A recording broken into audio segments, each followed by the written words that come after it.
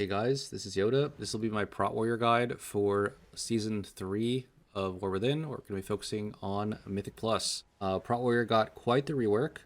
Going to Season 3, we lost Spell Block, but we gained a bunch of talent points. Speaking of talents, I will show the build right now. So this is the default Mountain Thane build. Mountain Thane currently does extremely high damage in keys, probably the highest damage tank. It does lack a little bit of self-sustain, but right now, after recent tuning, keys are extremely easy to survive. And it's really just all about doing the most damage, and Thane does the most damage of all tanks right now, so it is extremely strong. This is my default Thane build with 2 execute talents. If you need to get Hunkered Down or you want to play Whirling Blade, you can drop Blood Surge for it, but I just play Blood Surge. I think technically Whirling Blade might be more damage than Blood Surge, but I also like Blood Surge just for if in case you do actually need to spam Ignore Pain, you can do that. And it gives you a lot more CDR and Avatar as well. If you also want to play Hunker Down, you can do that by dropping Blood Surge. Brutal Vitality and Fueled by Violence both got changed. Brutal Vitality got a minor rework here, or basically before it had issues where if you had no Ignore Pain or you were full on Ignore Pain, then you basically couldn't get value out of it, but now you get value from all the damage you do basically going into it. Fueled by Violence just got buffed to 150%. On the left side, we do have some flex points. You can change double time out, and you can also change shockwave cooldown if you really want to. You can change leap speed. You can change stormbolt for intervene if you want to. Also, I did get some questions about this red point. So basically, in order to make use of this, you need to play intervene, but this talent is complete trash, so it's not worth playing intervene for. And then the other talent basically increases the cooldown of stormbolt to hit 2 random players, which is worse than no talent point. Or 2 random enemies rather, which is worse than no talent point, which is why I'm talented into basically a red talent point. So this is the Thane build. I will now show the Colossus build. So this is my Colossus build. You'll notice on the left we did drop Impending Victory. That's because Colossus has extremely good self-sustain now through Fueled by Violence and Bloodborne, which are both... Bloodborne is increases the damage of your bleeds. Fueled by Violence makes your bleeds heal 5 more, and it also got buffed from previous seasons. And you also have your tier set. Let me hit apply here. You can actually see it. So this is the Colossus tier set. If you crit your shield slab, it increases the damage of your bleeds by 80%. So basically you have an 80% bleed amp into a 25% bleed amp that's always active. The 80% one is like maybe 70-ish percent uptime. And then your Fueled by Violence is also buffed. So basically Fueled by Violence is healing you like crazy in the keys. It's like maybe triple-ish what it was last season. So it's like... Oftentimes it's like 30% plus of my healing in a key, so it is healing you for a lot. Colossus is slightly worse than Thane tuning wise, you know, in terms of doing damage, but survivability I think is a little bit better. So if it comes down to surviving like a really high key, I think Colossus could potentially be the pick. Also, one more note about Thane that we're going to swap back for is that you have to play Unstoppable Force, which means you do not have access to the immovable object talent, which is one of the reasons I think it's worse for survivability. Also, another note, your tier set, if you read the 2-piece, it says Thunderblast has a 35 chance to call down 5 ionizing strikes. And the 4-piece basically makes your ionizing strike stronger, so your tier set is target capped at 5 targets, unfortunately. So if you do like a monstrously large pull, like for instance, prior to the Sacred Flame, like, you know, MDT, if you do like, you know, this whole room, then out of these 1, 2, 3, 4, 8, 12, 20 targets, your ionizing strikes can only affect 5 of them. So in bigger pulls, I would say Colossus is also better. It's just that Thane's single target and low target count pulls, plus like the ability to play the execute package, is like insane for timing the key. So Mountain Thane definitely the best damage wise. Colossus slightly better survivability in my opinion. As far as stats go for Thane, you want haste is going to be your highest priority up to 21,000. And then after you get to 21,000, I would say put equal points, crit and verse, and try to avoid mastery. Mastery is just not super useful. Verse is good against like what things that warrior has trouble with, which is like physical bleeds or magic damage. Though crit is basically the only thing that works against those, and crit is good if you can block it, and it's also good just at doing damage in general. So verse is more of a defensive stat, so I would go, you know, haste to 21,000 so you can meet your shield block requirements, and the rest evenly between crit and verse. Maybe even a little bit more haste over 21,000 as well. But 21,000 at least to be safe, and then whatever you want after that. For Colossus, we'll switch to Colossus real quick. So for Colossus, crit is going to be significantly more important than as Thane. You have a couple talents to make that true. So number 1, Martial Expert, your crit damage and your crit block are both way stronger. Also, Shield Slime crits give you additional Colossal Might, and then on top of that, your tier set is even more into crit. So Demolish makes your next one Shield Slam crit, but for all the other Shield Slams, you have to, like, you know, roll a crit in order to proc the tier set, which is increasing your rend and deep wounds damage by 80%, which is more importantly increasing your fueled by violence healing by 80%. So basically, as Colossus crit is significantly more important, I would go haste and crit both to 21,000, and then equal parts crit, haste, and verse. So your crit and haste are going to be higher than 21,000. It's just that you want them at 21,000 before you even look at another stat. And as always, avoid mastery, it's complete trash. All right, so that's the stats. For trinkets, there's recently been some trinket tuning. I'm now recording this, you know, in the last week of PTR. The best trinkets, in my opinion, for damage are going to be Brand of Ceaseless Ire. This is basically similar to Eye of Kazan in that he stacks up throughout the dungeon, and then when you're out of combat, it slowly loses stacks. But at 15 stacks, this is doing an insane amount of damage. If I go to the last boss we fought, which is Time Captain Hooktail, this trinket was 12.4% of my damage, which is insane. And it also recently got buffed. Unfortunately, this trinket does not have main stat, so it's not great defensively for Prot Warrior, because Prot Warrior scales like crazy with main stat. Defensively, it increases like the size of your ignore pain. Pretty sure it also increases your block amount, but that might not be true. It definitely increases the size of your ignore pain though, and the size of your field by violence. So Prot Warrior has really good main stat scaling defensively, and this doesn't have it, but it is really good for doing damage. The other trinket I've been working with is Unyielding Nether Prism. This is another damage trinket basically, but it does give you a lot of strength. I basically just macroed it into avatar, so every avatar I use is a little bit stronger than before. This trinket is very similar to like Spy Masters from Season 1, except one thing. Spy Masters favored like not using the stacks until you got to max stacks, which was 40. As this one, you have no benefits for holding the stacks, so you can just use it like every avatar to make it a little bit stronger. If you don't want to raid, or if you don't want to play pure damage trinkets, Solia's Sacred Technique is currently the highest tuned secondary stat stick, especially if you count the stats that you're giving to your allies. Pacemaker was nerfed, but I think it is still good, especially if you really like crit, like for Colossus. But those are I think the two best stat sticks. Arakara Sackbird is also in the dungeon pool. I don't have it in my inventory.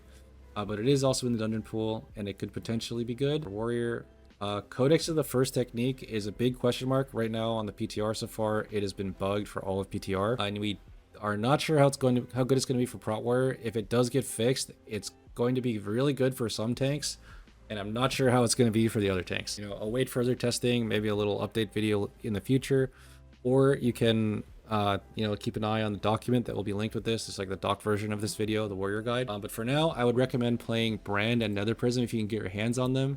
Early in the season, or if you don't raid, it's going to be really hard to do that. So I'd recommend just farming a Solia's Secret Technique and maybe an Arakara Sackbrood or a Pacemaker. Those are both like basically equal power level. Another trinket you might consider, two trinkets you might consider are defensive ones. So Ringing Ritual Mud is really good in some dungeons that have like really high uptime on dots, and if they're really hard to survive. So a good example of that is Floodgate. A lot of Prot Warriors I know, depending on how much healing you're able to receive, are having trouble with Swamp Face and Big Mama, the two bosses in there. Now Big Mama did get nerfed, so it's definitely doable without Ritual Mud now. But if you're having issues surviving in there, Ritual Mud could be a really good trinket to make it easier. Obviously, it doesn't have main stat on it, so it is going to make surviving like your average pull that's not that boss a little bit harder, and it comes at a pretty big damage cost. But if you want to play it for that dungeon specifically, it could be pretty good. The main reason also, by the way, is that the second part of this trinket says periodic damage you take coalesces and reduces the cooldown by 2 seconds. Against Swamp Face, you permanently have a dot, so this trinket has like a 40-second cooldown. On Big Mama, you get a dot whenever she hits you.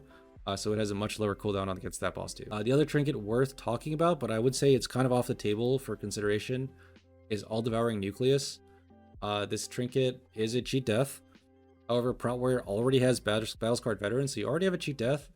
And as we mentioned earlier, main stat is very good for Warrior survivability. So this trinket basically represents a very large damage loss and a pretty sizable, you know, maybe a little bit smaller, but it's pretty sizable passive survivability loss in exchange for like your second cheat death, because you already have Battlescarred Veteran.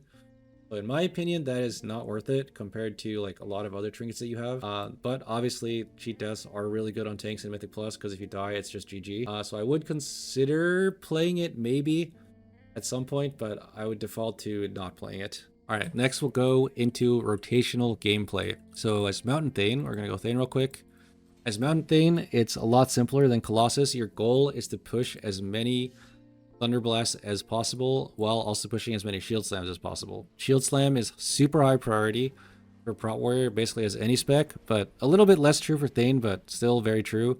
It generates the most rage out of all of your abilities, and it does really high single target damage. Even on AoE, you want to be pushing Shield Slam as much as you can. But as Thane, you do have access to the ability Thunder Blast a lot of the time, and Thunder Blast hits really hard. You want to push Thunder Blast as many times as well. Those are your two main rage generators. You want to maintain shield block 100% of the time. You know, when I was recommending stats, I recommended 21,000 plus haste. That is basically a requirement to have 100% shield block by just pushing it off cooldown and using shield charge off cooldown. Rotationally, we are going to clap, avatar, reset clap, and then push shield slam. Then just clap whenever possible and spam ignore pain so we don't overcap rage. Also, you'll notice I have one execute available. That's from Sudden Doom. You want to try to push this when you don't have Thunderclap or execute available.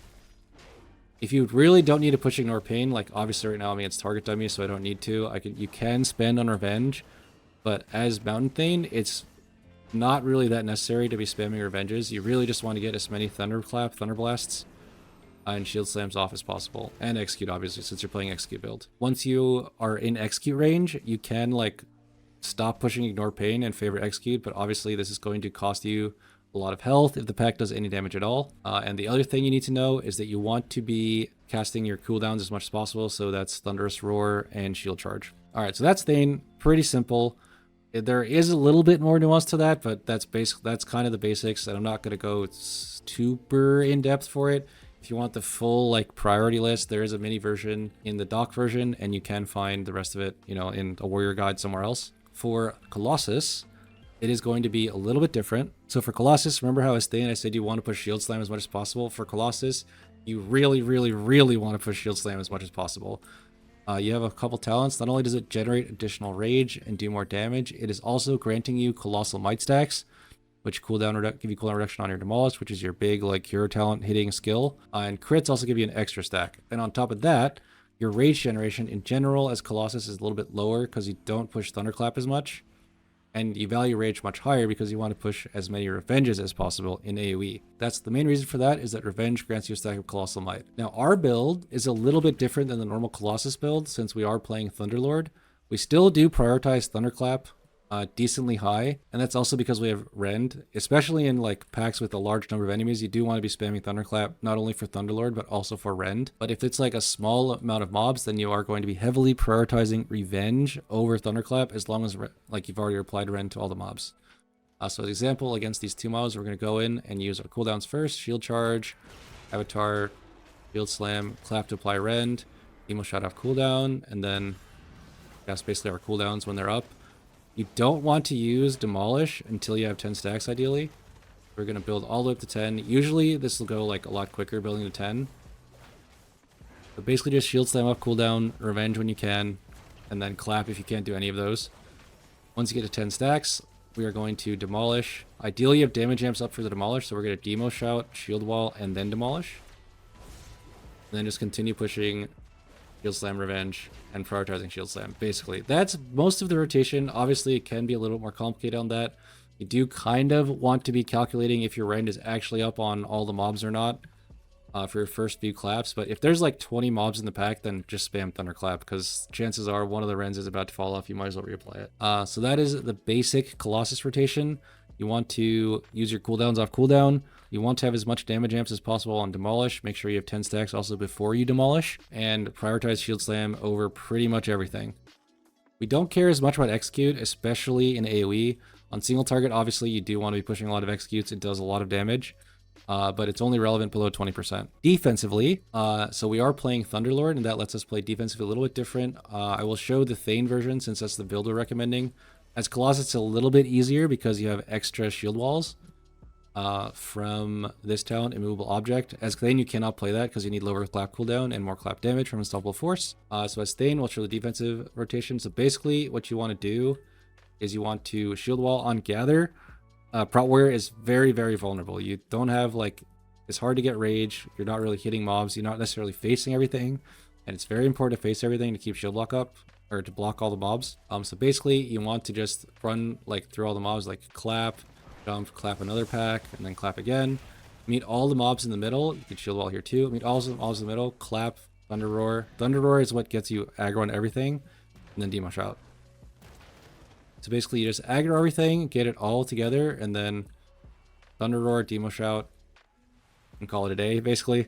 Once the Demo Shout falls off, you can decide to use a second shield wall, but usually once everything is like actually grouped up in the pull, depending on how hard the pull is, you may still need to shield wall, but you know, you don't have that many walls, so you kind of need to hold wall at some point.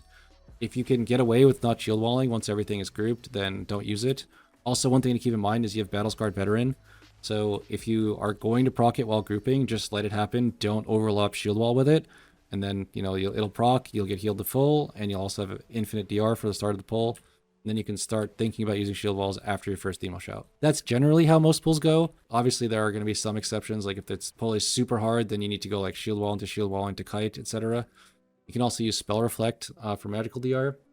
And then one thing we kind of glossed over that is very, very important. So remember how I said you have to have 100% shield block uptime every time you're getting meleeed? You cannot block enemies if they're behind you. So for instance, let's say you're fighting these 3 mobs. You would want to be standing like this. Like this. That way you're facing all 3 mobs. If you stand, like for instance, like this, then the 2 mobs behind you are going to hit you, and you're not going to be blocking their attacks, so you're basically taking double damage from them. So that is very important. Make sure you're facing all the mobs, and make sure you're, you know, Demo Shout off cooldown, and use shield wall early, I would say. Don't be afraid to go below, you know, don't be afraid to go below zero charges, because you can always ask for externals. And yeah, that's mostly it. As Thane, you want to be very proactive at using your shield walls, because you have much lower self-sustain than Colossus.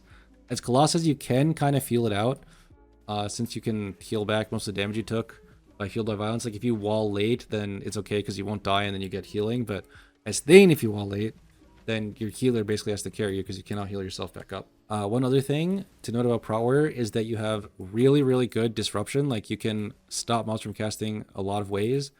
You have Shockwave, which is on a very short cooldown. It says 40 seconds here, but we also have this talent, which reduces the cooldown by 15 seconds. So as Thane, it is 25 seconds. If you play Colossus, you also have this talent, so it's 20 seconds, and it's a knock-up, so it's immune to stun DR, basically. But anyway, so we have that low cooldown AoE stun. We also have Stormbolt, single target stun, and Shield Charge, another single target stun, which we kind of want to be using off cooldown. And we also have Disrupting Shout, so I am defaulting to talent this pretty much every time. Some dungeons you may not need it, but like your reward for not playing it is this talent, which is a very small amount of damage, or this talent, which is some armor that you probably don't need, and like less than 1% damage thanks to this talent.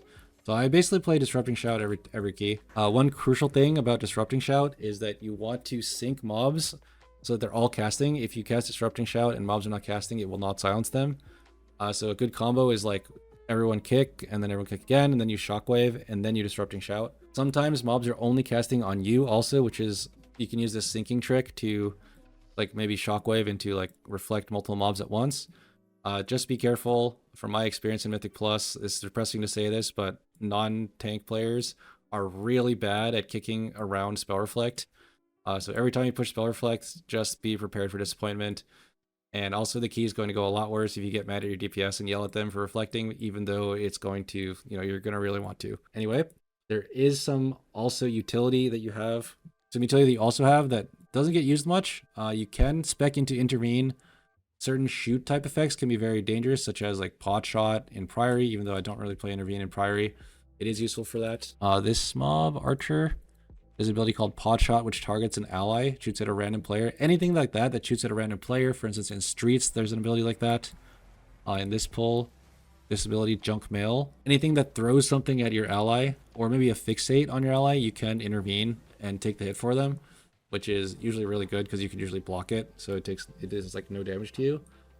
Other random macros, I have Unyielding Nether Prism macroed into Avatar, but you don't really need to do that. You can also have Cast at Cursor, which I'm sure everyone knows how to do by now. I have Pummel Focus, cancel our Blade Storms in there because sometimes I play arms at some point in my past. Cast at Focus Pummel is important. And Ravager at Cursor looks like this. Or sorry, that's not it. Ravager at Cursor looks like this. So I'm not playing Ravager right now, so it doesn't really have a use, but if you want to cast something at Cursor, that's how you do it. One trick also, if you do play Colossus, is that Demolish immunes you to any knockback. So if you're getting knocked back or about to get stunned, you can just push Demolish instead of like getting stunned or getting knocked back. Anyway, that is going to be it for the Warrior Guide. Thank you all for watching, and peace out.